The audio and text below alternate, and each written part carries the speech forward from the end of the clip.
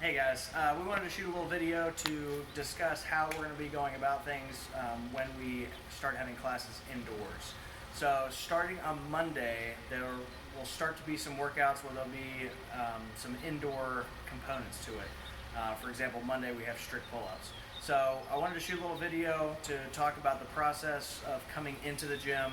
We've been doing most of our workouts outside, and I want to relay to all of our athletes who are maybe a little bit uncomfortable with coming in the gym that we will still allow for you to work out outside, and in any case that we can be outside, we will likely be outside just to avoid any kind of potential cross-contamination. So in this video, we have athlete Casey who's going to come through pretending to be a normal athlete here. So athlete Casey is going to come in.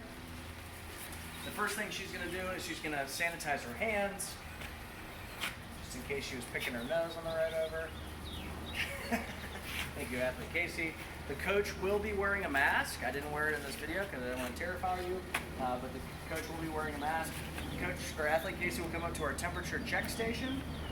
We have a non-invasive way to measure your temperature. The first thing we're going to do is take a forehead measurement. We will swipe you from temple to temple. Athlete Casey came back with a 97.2, which would mean she would be clear to work out with us.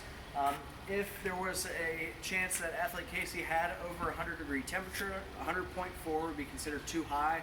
We would re-swipe her forehead to just make sure it wasn't a miscalculation. If it comes back over 100 degrees again, we can take an ear gauge temperature to make sure that athlete Casey is under the right temperature or is in the right temperature. The ear is a little bit more accurate than the forehead.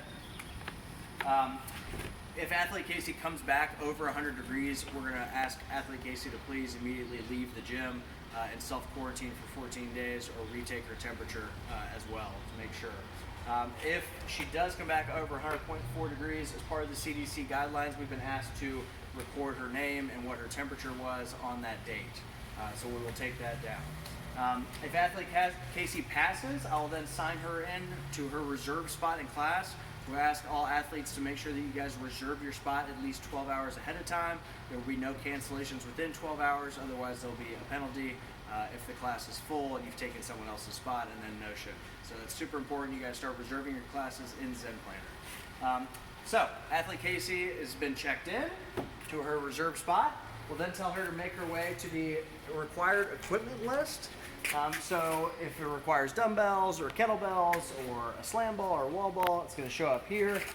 We will also have the workout here, so athlete Casey can see what the workout is and approximate what she should be doing as far as weight goes. We'll have an RX weight and a scaled weight and options for scaling as well, so athlete Casey will know. Once she has that information, she can review the Help Prevent Spread of Respiratory Viruses poster we have up and then make her way to the dumbbells. We'll have wipes set up so athlete Casey can grab for light and heavy dumbbell.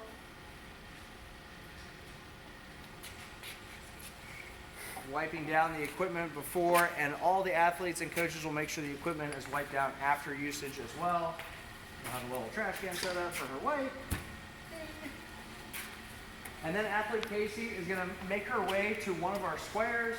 We will have them numbered, and then we will also have the pull-up area or station set up and also numbered. So if athlete Casey is a shorter athlete, she'll likely want to pick one of the numbers with the shorter bars. The bars will have been wiped down and sanitized by the coaches before class has started. If athlete Casey wants to wipe down the bar herself, she'll be provided with wipes to wipe it down as well.